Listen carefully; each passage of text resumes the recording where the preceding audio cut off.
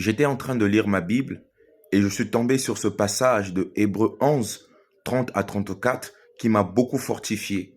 Et j'aimerais partager ce passage avec toi afin de t'encourager à garder la foi en Jésus-Christ. Nous allons lire ce passage. Hébreux 11, 30 à 34. Voici ce que dit la parole. C'est par la foi que les murailles de Jéricho tombèrent après qu'on eut fait le tour pendant 7 jours. C'est par la foi que Rahab, la prostituée, ne périt pas avec les rebelles parce qu'elle avait reçu les espions avec bienveillance. Et que dirais-je encore?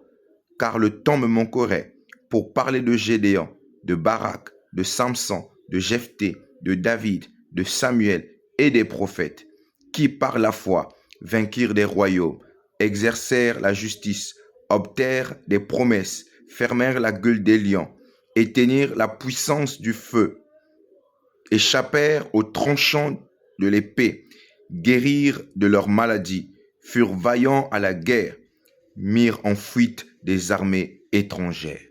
Bien-aimé, quel que soit ce que tu vis, quel que soit ce que tu traverses, garde la foi, car par la foi, nous allons vaincre des armées ennemies. Par la foi, nous ferons des exploits. Par la foi, nous allons exercer la justice. Par la foi, nous allons être guéris de nos maladies. Par la foi en Jésus, nous allons vivre des grandes choses. Par la foi en Jésus, nous allons être vaillants dans le combat. Par la foi en Jésus, nous allons surmonter toutes les montagnes. Par la foi en Jésus, les murailles vont tomber.